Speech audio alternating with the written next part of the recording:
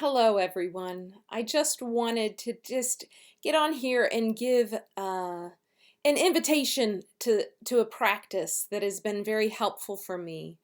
I want to share that just this week I had this thought, this voice in the back of my mind that was telling me, you know what, Megan?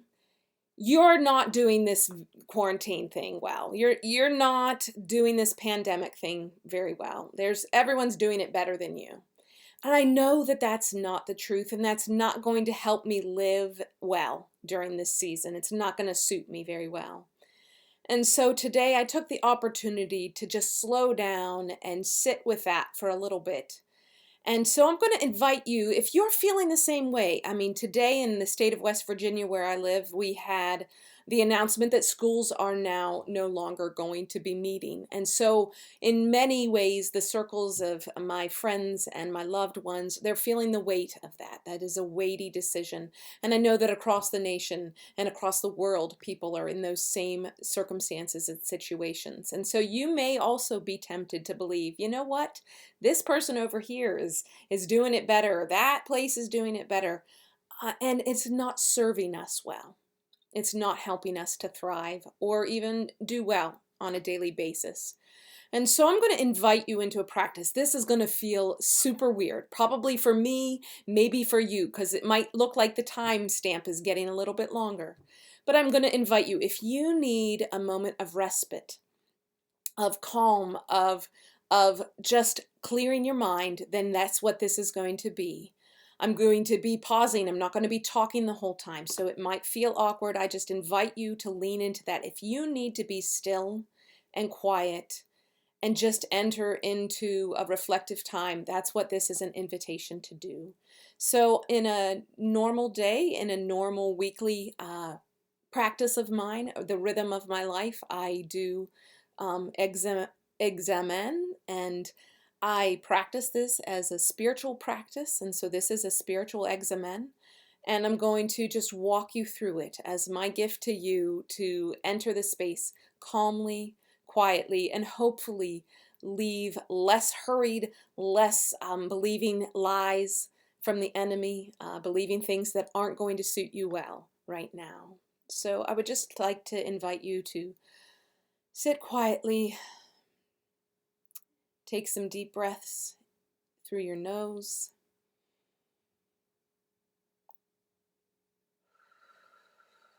out through your mouth releases even more energy, but you can just do your breathing through your nose as well. Take a few deep breaths.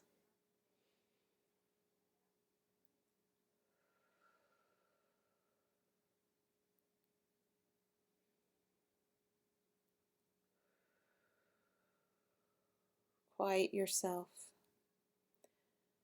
Turn down the volume on the random thoughts and preoccupations and take another deep breath in and out.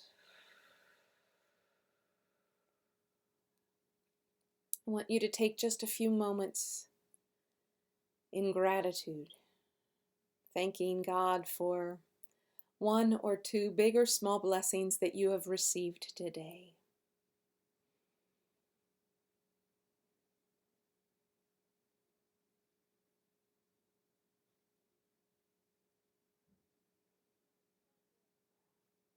After you've taken a few moments, I want you to look back over your day and just with an attitude open towards God, ask God to reveal to you a moment that was draining.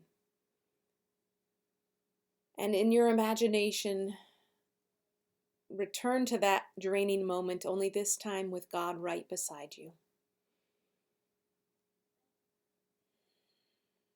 Allow yourself to become steeped in that moment, what you were experiencing emotionally. Be present.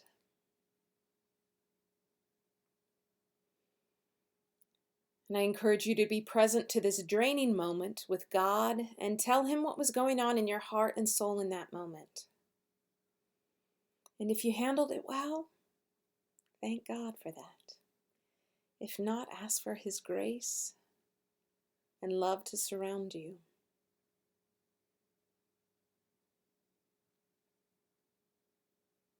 Ask God to speak to you about that moment and be receptive with your ears listening to what He might speak.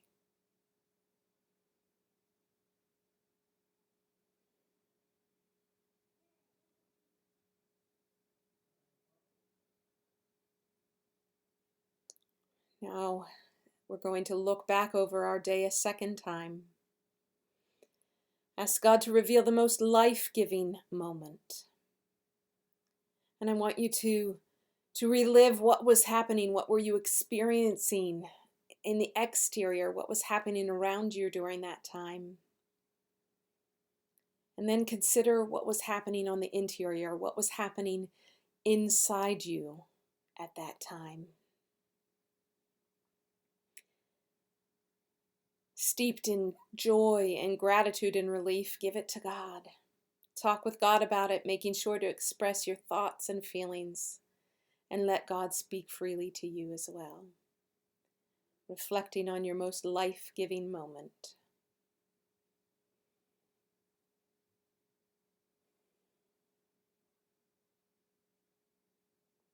Now we're going to turn to tomorrow. What may be a life-draining moment that you can kind of expect may happen tomorrow? Talk to God about it. Tell Him how you feel about that. Ask God for wisdom on how to approach it and prepare for that moment. Pray for guidance in not adding to the negativity, contributing to the negativity of what that could be. Receive that there is hope, that that moment doesn't have to go poorly.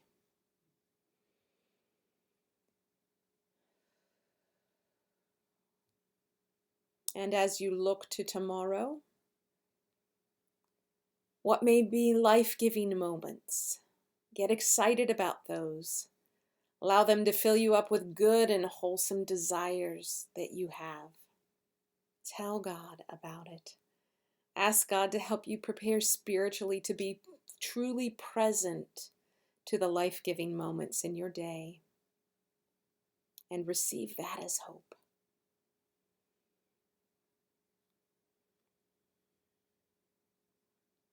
And at this time, if there are any last-minute words that you want to say to God, any more time that you would like to be quiet before God,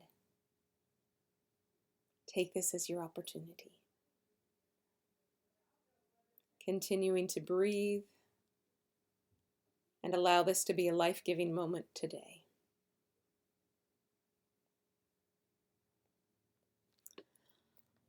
All right, friends, I hope that this was an invitation to your soul to have a moment of stillness and quiet.